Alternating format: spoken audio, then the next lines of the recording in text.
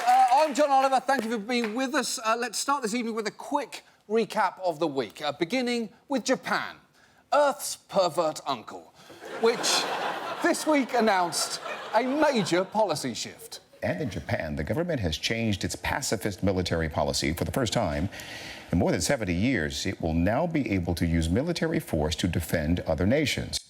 Wow, that is a major shift, but I think the bigger news here is that apparently Japan has had a policy of pacifism for nearly 70 years.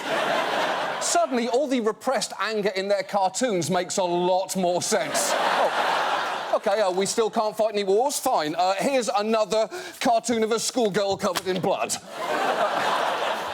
In fact, many Japanese citizens were extremely angry about this policy shift, taking to the streets in protest, waving signs depicting their Prime Minister as Hitler. And I tell you who I feel sorry for there, Tojo. He must have been going, oh, come on! You needed a mustachioed World War II war criminal at a Japanese protest, and you go with Adolf? I attacked Pearl Harbor! What do I have to do to be a shorthand for evil? It's not fair! I earned it! In this atmosphere, the Japanese military may struggle to attract recruits, were it not for a secret weapon. A recruitment video featuring one of the members of the Japanese pop group AKB48. And, by the way, a fun fact about AKB48, they have over 100 members. There is the cute one, the quiet one, the funny one, the smart one, the 16 giggly ones, the 2 comatose ones, the glass eye one, the one no one likes, the 23 sassy ones, and the 62-year-old man posing as a 19-year-old girl one. He's my favourite. He's my favourite. And before you make fun of this probably not being effective, just wait until you see how catchy their songs are.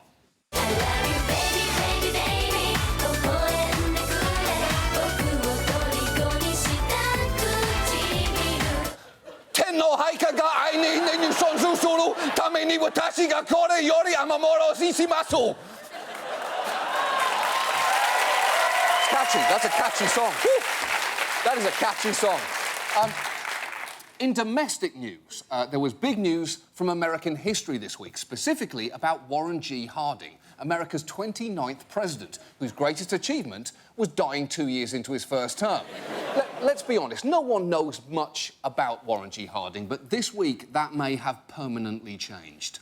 We're getting a first look at some of the love letters that President Warren G. Harding wrote to his mistress a century ago. Page after page of Harding's handwriting describe in detail what he described as his eager, passion-wild, jealous, reverent, wistful love for his neighbor's wife. OK, that's actually a little misleading, because believe me, these are not eager, jealous and wistful love letters. These are smutty fuck notes. So raunchy, a 40-year-old mother of 2 should be reading them on her Kindle. Because this is an actual passage from his actual letters. I feel that there will never be any relief until I take a long, deep, wild draft on your lips and then bury my face on your pillowing breasts. Wouldn't you like to get sopping wet out on Superior, not the lake? For the joy of fevered fondling and melting kisses. I've got to say, damn, Warren, you nasty! No one is going to be able to look at you in the same way, Harding. Before, all I could see when I looked at you were your eyebrows like mozzarella sticks covered in pubic hair and jowls like sour cream funneled into a condom. But now, history will only remember you and your lake-based erotic poetry. Well, actually, they will remember one more thing. We're also told that just as Anthony Weiner goes by Carlos Danger, Warren Harding had a nickname for a certain part of his anatomy. He called it Jerry. Yes. Warren G. Harding, America's 29th president, called his dick Jerry. Which is actually funny, because Gerald Ford called his dick Warren G. Harding, but that's not the point. I actually believe we have an artist rendering of Jerry. That's what he looked like back then. It was a different time. Harding actually writes about Jerry in his letters, saying, and again, I quote, "You recall, Jerry, He told me to say that you are the best and darlingest in the world. And if he could have but one wish, it would be to be held in your darling embrace and be thrilled by your pink lips. I will say this for Warren Harding. As a president, he was terrible, but as an R&B lyricist, he was way ahead of his time. He really puts the Warren G into Warren G. Harding. But finally this week, news of our current president, who previously announced that this summer he was going to be going on a bit of a tour. President Obama's breaking out of the Washington bubble. This is all part of what the White House is calling a day in the life tour, where the president will spend part of the summer getting to, as I was saying, know regular Americans across the country.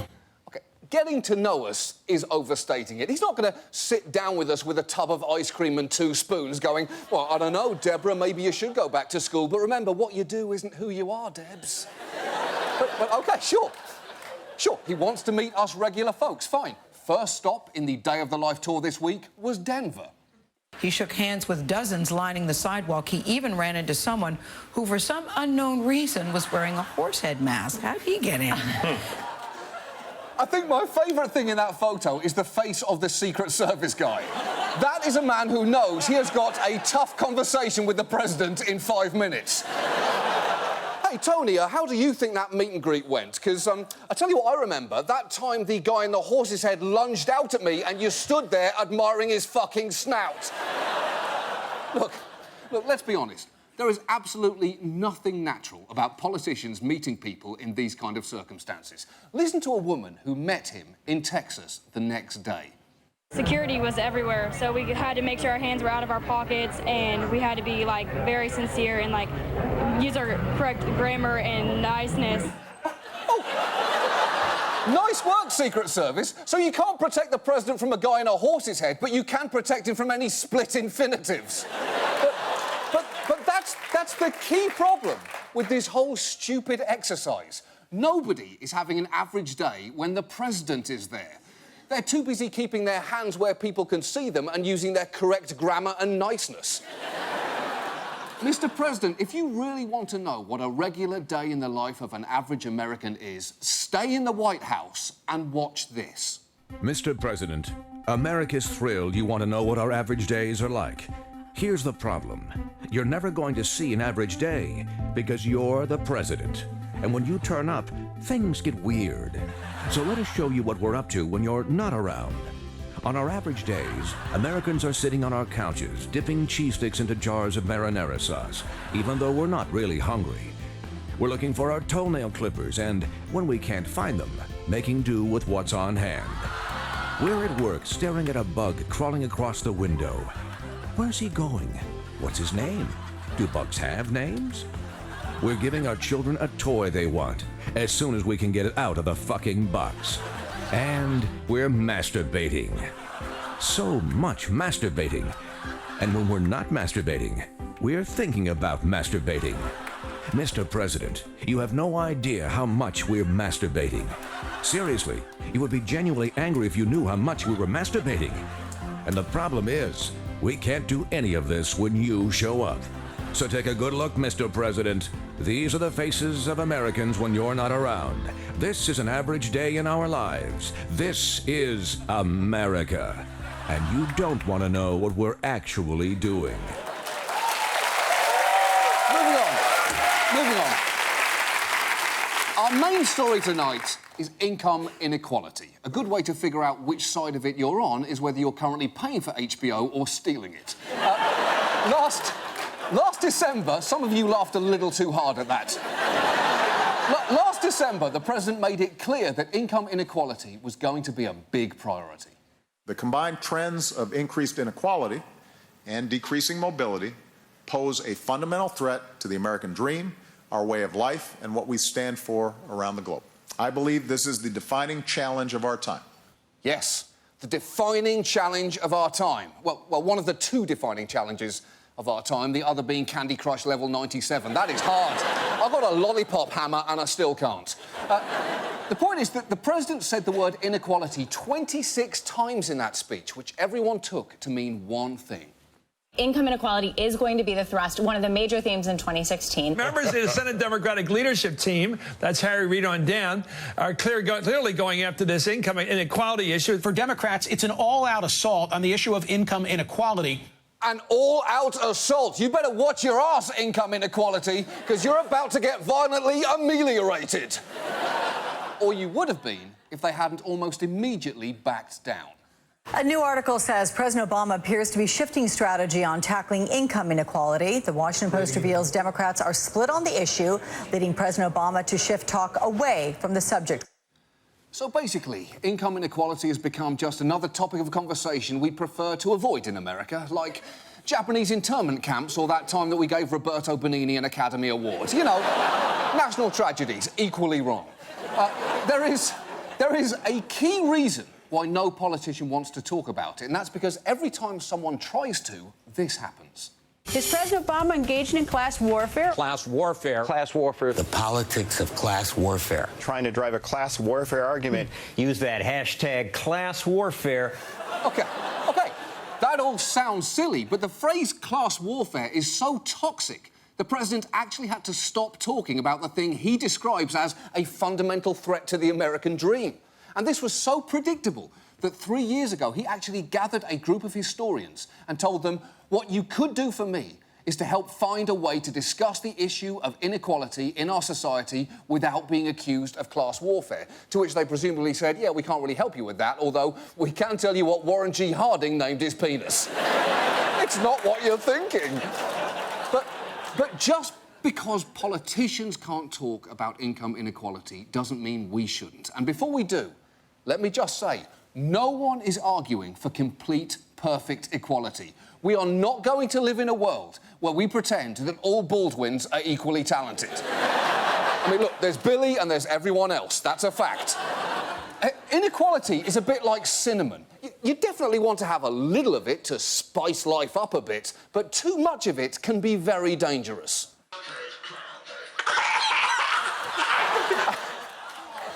And make no mistake, we are at cinnamon dangerous levels right now. The wealth gap is getting worse. A new analysis shows the richest Americans, the top 1%, made nearly 20% of all the available income in America last year. That's the widest income gap since the Roaring '20s. Oh, OK, nothing ominous there, then. The Roaring '20s were famously the party that never ended. That's what made the 30s so great, just more 20s. And the thing is, income inequality affects everyone. It can actually hinder overall growth. And just to be clear, income inequality is by no means just an American problem. Globalisation and technology means that the gap is rising all over the developed world. It's just rising faster here. In fact, in the United States, the income ratio between our richest and poorest 10% is now 16 to 1. At this point, the rich are just running up the score. If our economy was a Little League game, someone would have called it by now. But what sets America apart is that in this time we have actively introduced policies disproportionately benefiting the wealthy, like cutting income tax and capital gains tax rates for the richest in half, as well as that weird tax rebate for orgies with fancy eyes wide shut masks. The password is Fidelio. You would think in a democracy, policies that benefit very few people at the expense of very many would not be able to succeed, but they have. And I think the reason for that may lie somewhere in America's greatest quality, optimism. It's basically in how susceptible Americans are to this. We have never been a nation of haves and have-nots. We are a nation of haves and soon-to-haves, of people who have made it and people who will make it. Yes. I mean, no, hold on. That sounds great. The problem is it makes no sense. Economically, mathematically, or even grammatically. And yet we believe him. We believe him. And there's a poll that I think explains why. A few months ago, Pew Research revealed that 65% of Americans believe the wealth gap is increasing, and 60% believe our system unfairly favours the wealthy. But, and here's the key, 60% also believe that most people who work hard enough can make it. Or in other words, yeah, I can clearly see this game is rigged, which is what's going to make it so sweet when I win this thing. Woo! And it's good. That's a good thing. That optimism is one of the things I love the most about this country. I love that you line up around the block for TV talent shows, for talents you objectively don't have. And everyone feels bad when a person who is inevitably and revealingly British does this to you. It sounded like 2 3-year-olds who've got flu trying to sing. I didn't find it funny, and I like to laugh, and that wasn't funny to me. I don't know what that style was. It started off like bad food poisoning. Without any doubt, the worst act I've probably ever seen. You may want to be smart and start acting like an arrogant. Your mashed potatoes are bland. Wow. Wow. Hold on. A British person just told you your mashed potatoes were bland. That has got to hurt. The reason a British person has to do that is that we're raised in a rigid class system where we have all hope beaten out of us. And your optimism is overwhelmingly positive, except when it leads you to act against your own best interests. Look at the federal estate tax. That's the tax that gets paid on inherited wealth. It helps to limit the terrible possibility of a permanent landed gentry. The idea that a house can be passed down through the generations until some dipshit blows the fortune on a Canadian railway company, you fucking moron! How could you do that, Lord Grantham? The family was counting on you! How could you? And yet, the estate tax here is routinely on the verge of being abolished. Politicians call it the death tax and get applause for saying things like this. My own view is we ought to kill the death tax. You paid for that farm once, you shouldn't have to pay for it again. Except it's almost impossible that a farmer would ever have to do that. The federal estate tax does not apply to 99.4% of all farm estates. It also doesn't apply to 99.86% of anyone's estates. Basically, if you're not comfortable calling your accumulation of shit an estate, the estate tax probably doesn't fucking apply to you. And yet, the thing is, a man worth $250 million gets applause for saying, let's get rid of it. Under current federal law, heirs don't have to pay taxes on the first $5.3 million that you leave them, meaning that you and your wife can leave your kid more than $10 million tax-free. And relax, that is more than enough to turn Chauncey into the world's biggest piece of shit. Fuck you, Chauncey! No 16-year-old has a destination birthday party. The tax on estates over $5 million applies to almost nobody. But one reason it's constantly threatened is that people assume that it will one day apply to them.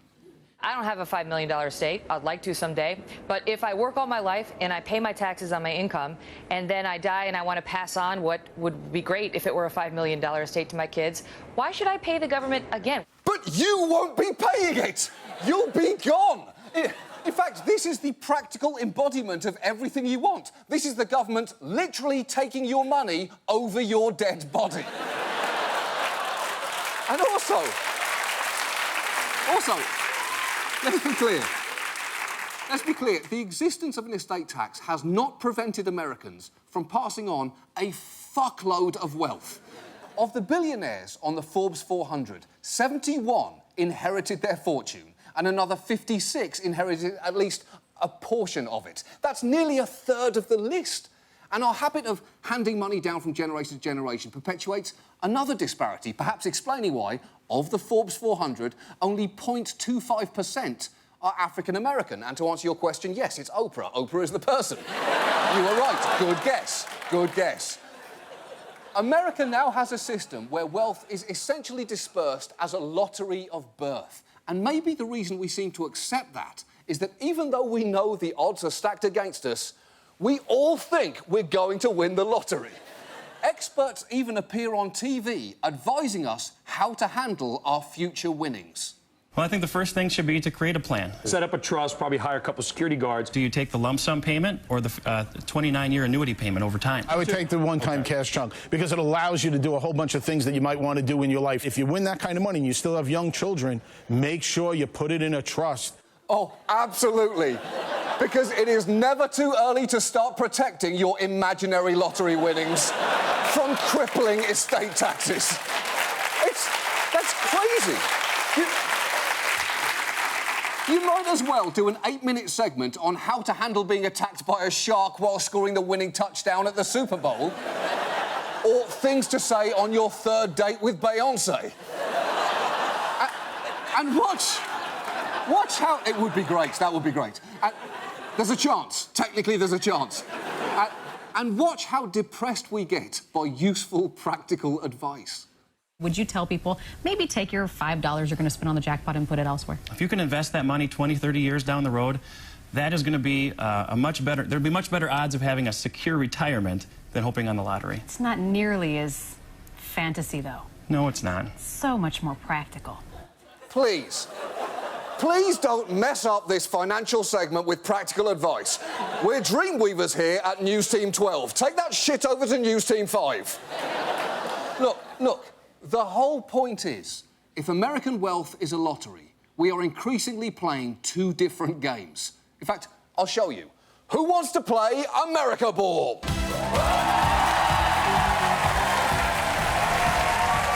OK. As always, we have two drawings. First up, the draw for people with inherited wealth. You should all have a ticket at home with a number between 1 and 3 on it, so let's pick 2 balls. Let's pick 2 balls. Fire it up. Here we go. 3. The first number is 3. Let's pick another ball. 1. Congratulations to almost everyone at home. OK, that was fun. That was fun. OK, so now the lottery for those who were born poor. OK.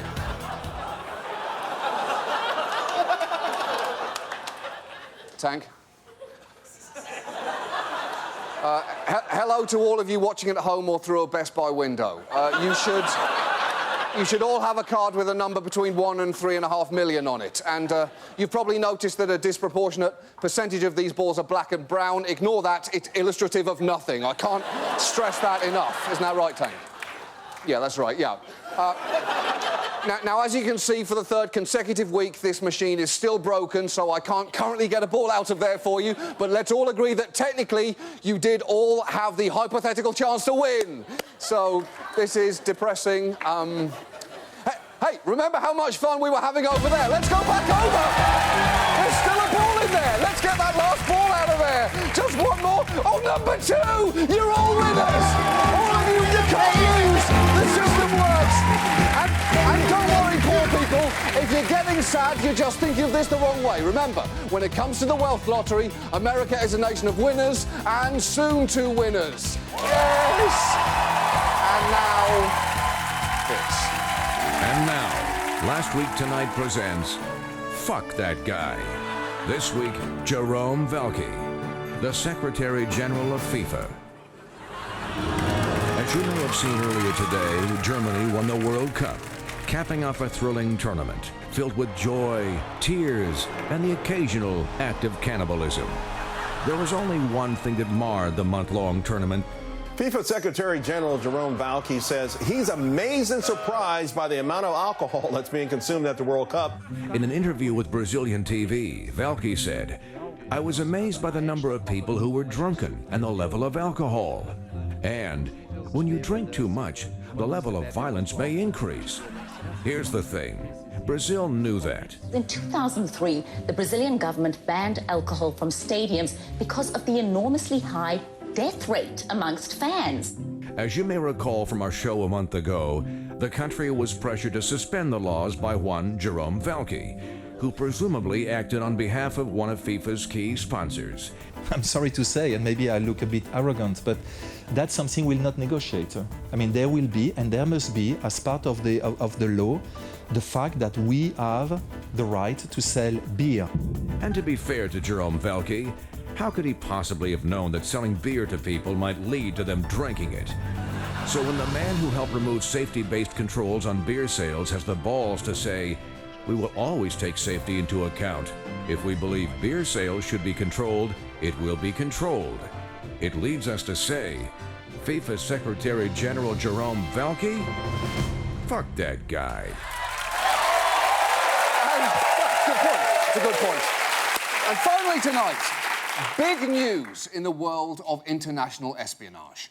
German government has ordered the CIA station chief in Germany to get out of the country, the kind of thing we almost never see with a close ally. But Germany is outraged by what it considers U.S. spy games.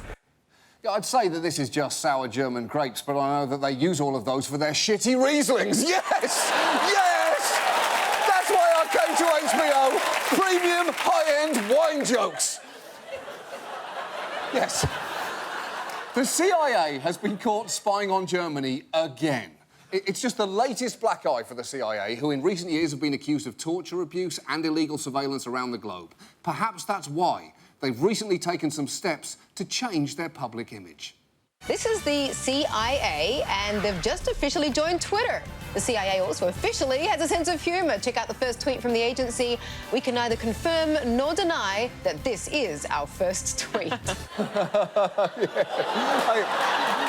I get it. You're a dangerously secretive operation who work in the shadows with little accountability or oversight. Look, I'm not going to say that this is a completely unfunny tweet, but the context is wrong. It's like if a doctor interrupted Wolf Blitzer's colonoscopy by shouting, "Oh my God, Wolf, I think I just found the missing plane." I'm not saying that wouldn't be funny. It's just it's neither the time nor the place for a comment like that. That's the point. And since then, the CIA's questionable taste in jokes has only gotten worse. The CIA also tweeted out, "No, we don't know your password, so we can't send it to you. Hashtag sorry, not sorry." The CIA says, "No, we don't know where Tupac is." What are you doing? Tupac was famously murdered. He didn't vanish. The mystery isn't where he is, it's who killed him, which, incidentally, you probably do know. In fact, the more you poke around on the CIA's website, the more you find things that make you question their social media team. This is a real video from the CIA Canine Unit. My name is Bradley. I'm an explosive detection canine officer at the CIA. Have you ever wondered how an ordinary dog becomes a canine? Hi, Jessie. How do you like being a canine so far? It's great. I'm learning a lot. How would you like to tell these folks about what it takes to become a CIA canine? I would love to. Great. What the hell did we just watch then? And by the way, CIA, you have a secret budget with virtually no oversight, and you can't even make their fucking mouths move.